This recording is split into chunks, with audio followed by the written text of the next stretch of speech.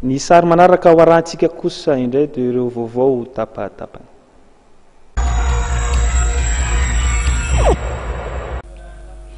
Olona anjatony maro sononana totosa filarambe ampilaminana ny farany herinandro teo tany Toliary ho fanoherana ny tsy fandriampahalemana izay miamahazo vahana ny antoerana lalaka misy lasa teo dia fantatra fa zanak'ampandraraha iray no hita faty no entin'ireo mpanao fihetsiketsehana ny tety ireo birao-mpanjakana ny antoerana ny fatin'izany ankizy izany.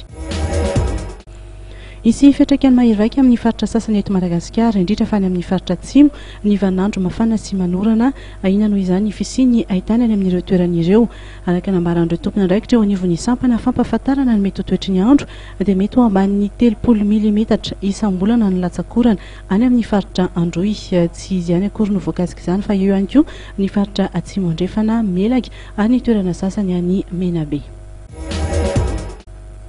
Amily Peugeot 105 vondrona ateo aloha irandria mifidy manana laza tompon-daka ny Madagasikara amin'ny rally tamin'ny taona 2024 mandritra ny fiodinana tana andrian'ny faha-15 izay ho tonsaina ny 9 sy 10 oktobra ho avy izao. Ity no fiara aotra ny rally ankoatr'izay dia fantatra fa iverina hifaninana ihany koa i Guillaume Andrianjafy miaraka amin'ny fiarany Peugeot 306 manamarika ny fiverenana ihany koa i Mamy Rajoelson izay hitondra solona anarana vaovao atak'izay.